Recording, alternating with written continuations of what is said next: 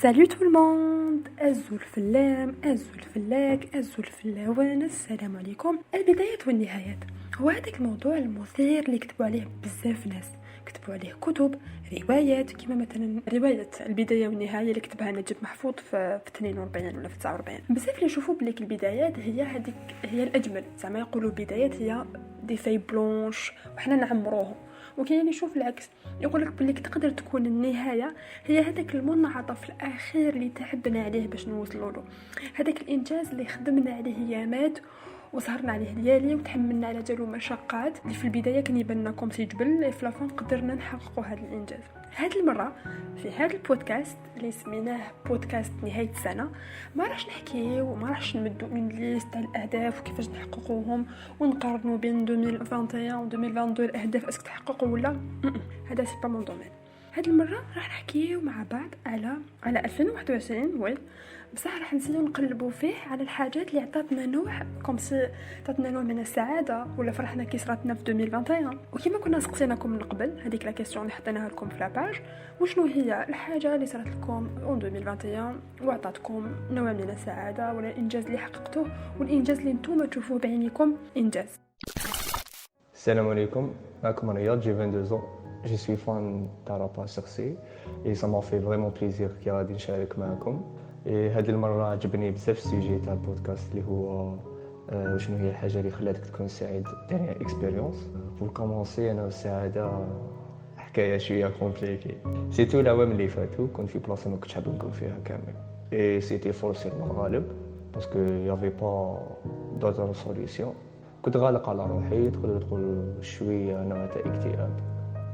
حتى هذا العام اكزاكتومون في نوفمبر اون بيرسون دخلت لحياتي وانا ما كنتش نستنى حتى واحد يدخل لحياتي. من كنت فرحان، نسيت كامل باللي راني في هذيك البلاصه، وليت نحب نقعد نزيد نجوز الوقت، حتى لي بروش تاعي حاروا فيا. حكايتها غير كنت فرحان، كنت حاس روحي كيما هذاك اللي يشوف اي حاجه تعجبه. تماك عرفت باللي قادر على جال بنادم تكون فرحان ميم كي تكون في بلاصه تحس باللي ما تنتميش ليها. الهايلايت تاع انجازاتي لسنه 2021 كانت مواجهتي لشعور الخوف امام القرارات المصيريه اللي واجهتها السنه هذه، من بينها اني فتحت قناه بودكاست الخاصه بيا اللي سميتها خطراتش، رغم اني مبتدئه في المجال، اني قدمت وجربت بزاف فرص اللي كنت نخاف ما نتقبلش فيها، كنت نخاف شي يقولوا عليا الناس لو كان نتقبل فيها، كنت نخاف ما نعرفش نسق وقتي لو كان نتقبل فيها.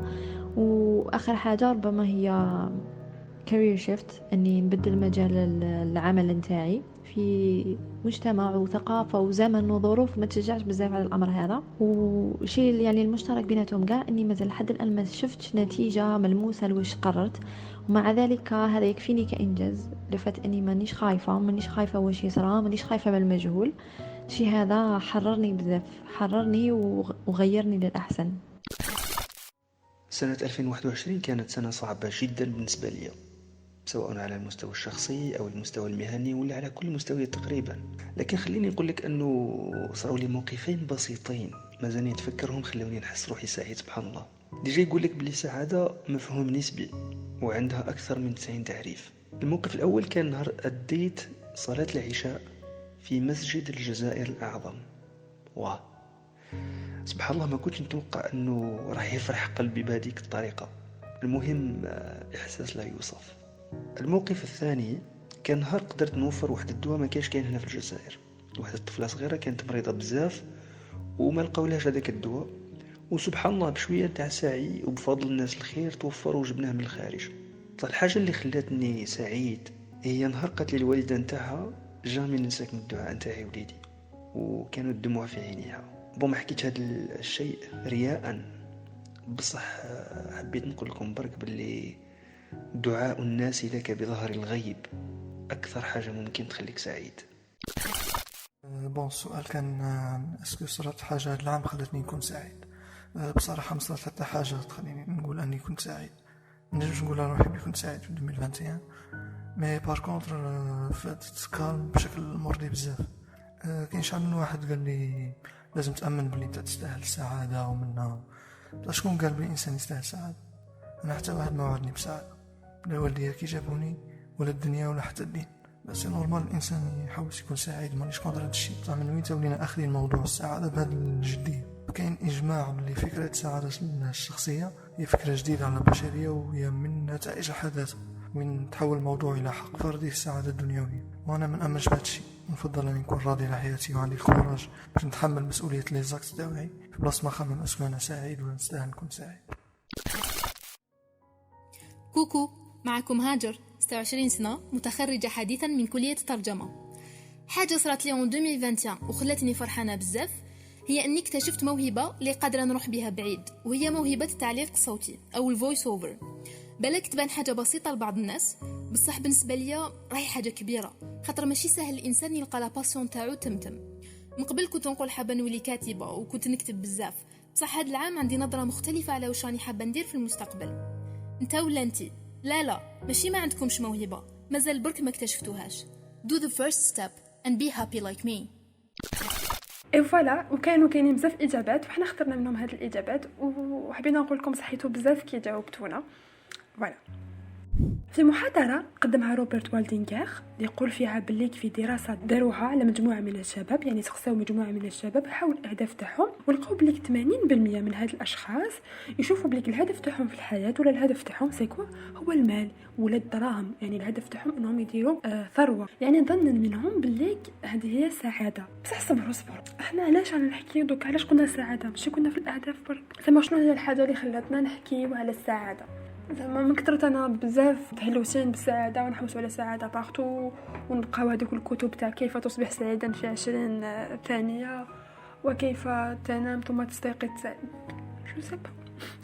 في كتاب هابيكراسي ولا لا ديكتاتوري دو بونور ولا ديكتاتوريه السعاده، ايفا إيلوز وإدغار كاباناز حكاو لنا على كيفاش ولات السعاده كومون لاندستري دو بونور ابري الكونترول تاع حياتنا. هما هضروا على لو موند اوكسيدونتال، مي حنا نقدروا نحكيو على كل شيء، زعما يعني يقدر يكونوا بزاف كاين نقاط تشابه. يعني في هذاك الكتاب حبوا يقولوا كيفاش ولات السعاده كوم سي مارشي، سوق، الناس كامل تجري مور ما يسمى السعاده، ونربطوها توجور بذواتنا. يعني واحد كيما يحس روحو سعيد ولا يحس بالحزن ولا يربطها ديريكتومون على روحو بلا ما يشوف زعما الظروف الخارجيه على النطاق تاعنا يخلونا نحسوا بالعار، كوم سي حنا اللي خلينا روحنا ما نوصلوش للسعاده. وكاين ناس زعما تحس كيما قلت لكم بالحزن ولا تحس كوم سي جوها فترات قليله من الاكتئاب وكاع، تولي تكره هذوك المشاعر السلبيه. يعني في عوض ما تعيش هذاك الحزن شويه بغيت تخرج منه، تبقى كارهه هذوك المشاعر السلبيه. وحنا ما بالناش بلي حتى المشاعر السلبيه مفيده جدا للصحه النفسيه.